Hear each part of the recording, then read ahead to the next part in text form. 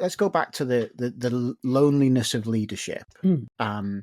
You deal with, let's connect back to UNICEF and dealing with people who are in remote parts of the world who are probably working away from colleagues often. How important is dealing with loneliness, and how do you do it? Do you encourage people to connect together, or do you encourage people to accept that it's lonely and just find ways of coping? That's a good one. I think it's very easy to think about loneliness as a kind of physical thing. You're working in a remote village, or you're working, on the top of a mountain. But I think loneliness is something that we all experience, and since COVID, we've learned to work remotely, and lots of organisations are still, a large percentage of the staff will still be working remotely. A lot of organisations always did.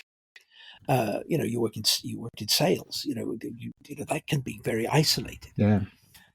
So I don't want us to think about loneliness as something that's necessarily physical. I think it's the emotional disconnection. I was talking to a young lad a couple of months ago who had just joined an organization, and one of the things he asked for and kind of insisted on when he was being recruited was that he was able to work from home. Apparently, that's one of the big questions that recruiters are asked at the moment. Can I work from home? So he was able to work from home, and he was very happy about that. And I asked him what it was like, and he said, "Oh, it's great. It's easy. I've got all the equipment. I said, what about your connection with the people, with the organization that's employing you?" And he said, "Oh, well," he said, "as far as I'm concerned, that's just 6 faces that I see daily on my Zoom calls and my meetings. And those faces are interchangeable. Tomorrow it could be another set of 6 faces in another organization." And what was apparent was that he had no real connection with the people behind those faces, behind the screen. And I think that there's an isolation there that is also a challenge for us. Now, it may not have bothered him at all. He may have had a very rich social life. That might have been much more important to him anyway. He didn't take his social his relationships from work. But for many of us, work is a hugely important part of our daily life, and those relationships are those relationships that matter. But they matter particularly when we're making decisions, when we're having to decide to do things, to plan, to make choices about resources. And that's where I think the isolation really hits us, because we often don't have people that we can turn to and say, "Hey, what do you think about this?" Or, "Is this a good idea?" Or, "I've never done this before. What do you think?" We end up having to make these decisions in isolation, and that can be particularly difficult.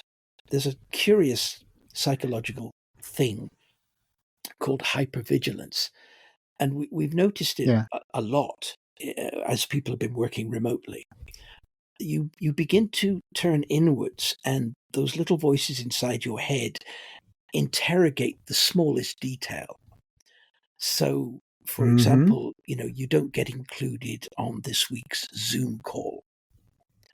The little voices inside your head begin to say, "I wonder why.